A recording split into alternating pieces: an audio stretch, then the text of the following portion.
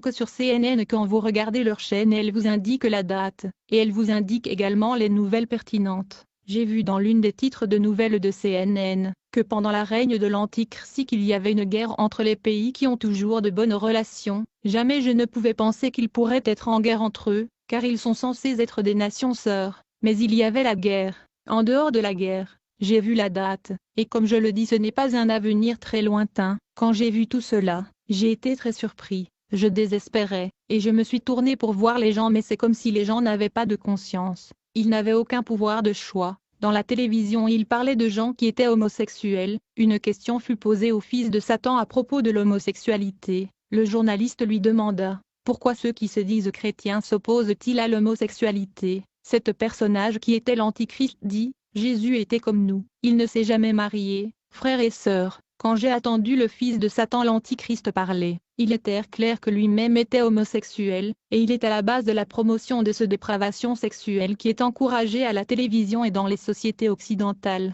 L'Antichrist dit à ce journaliste de CNN, David dont les chrétiens disent être roi des Juifs était l'un des favoris de Dieu. Pourtant David a dit ceci dans les Écritures, l'amour de Jonathan qui était son chef à l'époque était plus précieux pour lui. On voit que David aimait Jonathan plus que le femme, mais les gens ne remarquent pas ce verset. David nous montrait le standard, il nous montrait l'exemple. Si Dieu est amour il doit nous accepter comme il a accepté David. Du coup j'ai vu ces journalistes et politiciens se mettre à rire tous. Il est écrit, il lui fut donné une bouche qui proférait des paroles arrogantes et des blasphèmes, et il lui fut donné le pouvoir d'agir pendant 42 mois.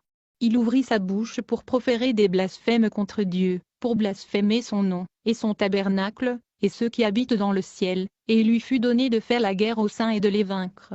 Et il lui fut donné autorité sur toute tribu, tout peuple, toute langue, et toute nation. Alors que ce programme se poursuivait, j'ai vu une sorte d'acteur se pointer. Il fut habillé comme Jésus avec une couronne d'épines, il marchait comme Jésus quand il portait sa croix, il se moquait de Jésus dans cette chaîne, et cela m'a laissé très triste, car le Seigneur Jésus est venu pour donner sa vie pour nous, ça lui a coûté du sang, et ça lui a coûté tout son être. Blasphème du Fils de Dieu, le Seigneur Jésus est venu pour donner sa vie pour nous au prix de son sang, et ça lui a coûté trop cher. J'étais déprimé par tout ce que je voyais dans ce monde, où il y avait des désastres écologiques et des cataclysmes. Il y avait la violence et torture contre les enfants de Dieu. Il y avait le blasphème de la personne du Seigneur Jésus par le fils de Satan, et la condition de l'homme qui avait perdu sa conscience et sa volonté à cause de la marque de la bête. L'humanité était devenue comme de robots.